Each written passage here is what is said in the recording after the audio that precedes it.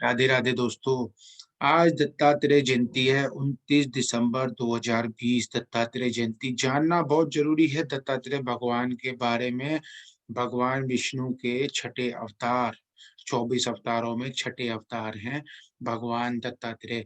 पूर्णिमा वाले दिन आज मार्गशीर्ष महीने में उनका उनकी तिथि मनाई जाती है, उनका जन्म मनाया जाता है। भगवान दत्तात्रेय जयंती जिसे कहते हैं, इस महीने में मार्गशीर्ष का महीना बहुत पवित्र है। इस महीने में पंचमी विवाह, राम सीता का विवाह हुआ, और गीता जयंती, तुलसी विवाह, तुलसी पूजन दिवस आदि त्योहार इस महीने में आते हैं।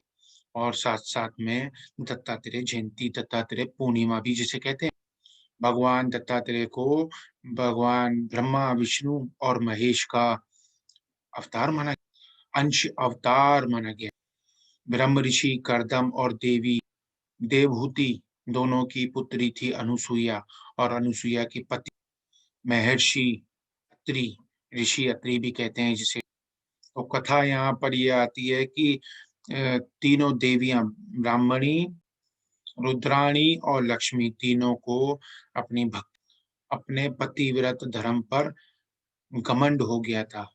और भगवान नहीं चाहते कि मेरे किसी भी भक्त को किसी भी बात का घमंड हो, इसलिए भगवान उसका घमंड खुद तोड़ते हैं। तो भगवान ने यहाँ पर लीला करी और महर्षि नारद को प्रेरणा देके, महर्षि नारद के द्वारा तीनों देवियों के पास गए महर्षि नारद, और महर्षि नारद कहते हैं तीनों देवियों को कि तुम तीनों को पतिव्रत का घमंड है, पर तुम्हारा पतिव्रत कुछ भी नहीं है देवी अनुसुईया के आगे।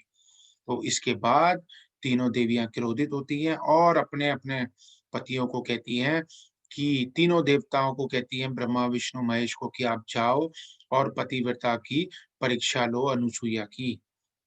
सारे देवता मना करते हैं, पर उन तीनों की स्त्री हट के कारण जाना पड़ता है, और तीनों देव जाते हैं और जाकर एक साधु का वेश लेकर देवी अनुसुईया के पास जाते हैं, जहां पर उस समय उसके पति अत्रि ऋषि घर पर मौजूद नहीं थे। और देवी अनुसुईया उनके आगे उनको प्रणाम करती है। तीनों ऋषि, तीनों जो साधु का वेश लेके गए थे तीनों देवता, उनको प्रणाम करती है। प्रणाम करने के बाद में उनके आगे कंदमूल वगैरह रखती है खाने के लिए, परंतु तीनों तीनों साधु हट पे आ जाते, कहते हैं कि हम तुम्हारा आतिथ्य भाव तब स्वीकार करेंगे जब तुम हमें अपनी गोद में लेकर खिलाओगी।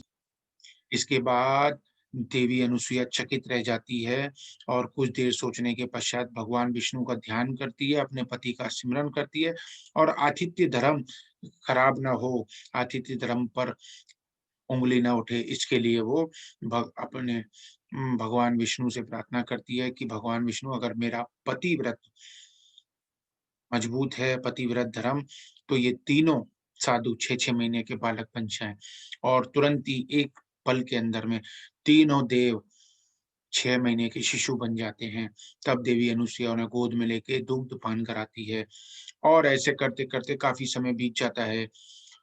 इधर तीनों देवियों को देवलोक में चिंता हो जाती है कि हमारे पति कहाँ गए। तब देवर्षि नारद आके पूरी खबर देते हैं कि ऐसा ऐसा हो गया।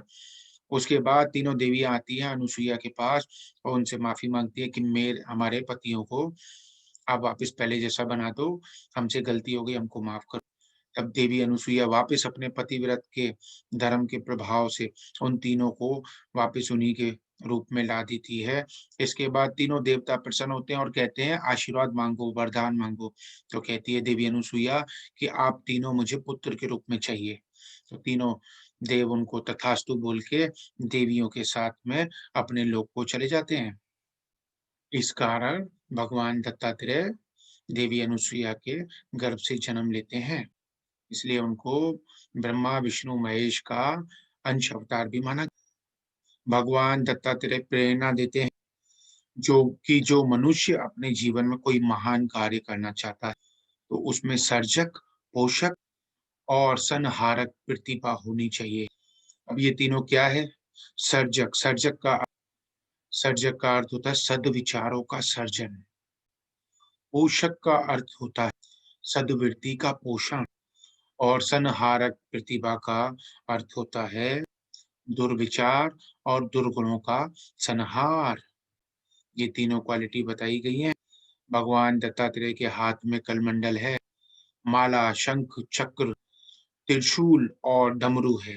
इनमें से कलमंडल और माला भगवान ब्रह्मा की पहचान, शंख और चक्र भगवान विष्णु, त्रिशूल और डमरू भगवान शिव के आभूषण हैं। ब्रह्मा जी सृष्टि के उत्पत्ति करता देव हैं।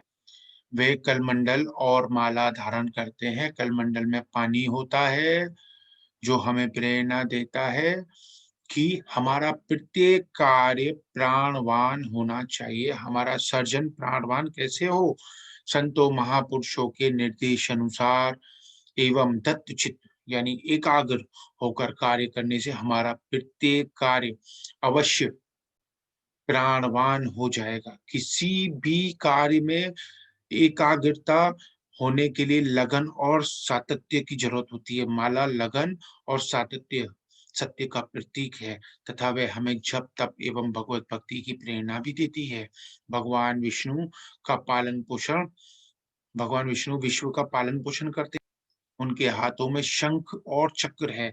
शंखनाद मंगल क्रांति का प्रतीक होता है। ये शुभ विचारों का सर्जक है। शंख हमें ये प्रेरणा देता है कि यह महान क्रांतिकारी कार्य के मूल में मंगल एवं शुभ विचार ही होते हैं। शंखनाद से मन के अधिष्ठदाता चंद्रदेव प्रसन्न होते हैं, जिससे हमारे मन में विशेष आहत, उत्साह और सात्विकता के विचार संचार होता है। शंख घोष शंखनादकर्ता को कांतिमान एवं शक्तिमान बनाता है। साथ ही वातावरण के हानिकारक परमाणुओं को नष्ट कर उसमें सात्विक आंदोलन पैदा करता है। जल शंख का जल अमंगल का नाशक और पवित्रता वर्धक है। सुदर्शन चक्र जो है वो गति सूचक है। वह हमें प्रेरणा देता है कि हे मानव, यदि तू उन्नति चाहता है तो सत पथ पर तत्परता पूर्वक आगे बढ़। भूतकाल को भूल जा। नकारात्मक एवं पलायनवादिता के हीन विचारों को चीरते हुए तत्परता से आगे बढ़। भगवान शिव सृष्टि के संहार करता देव माने जाते हैं।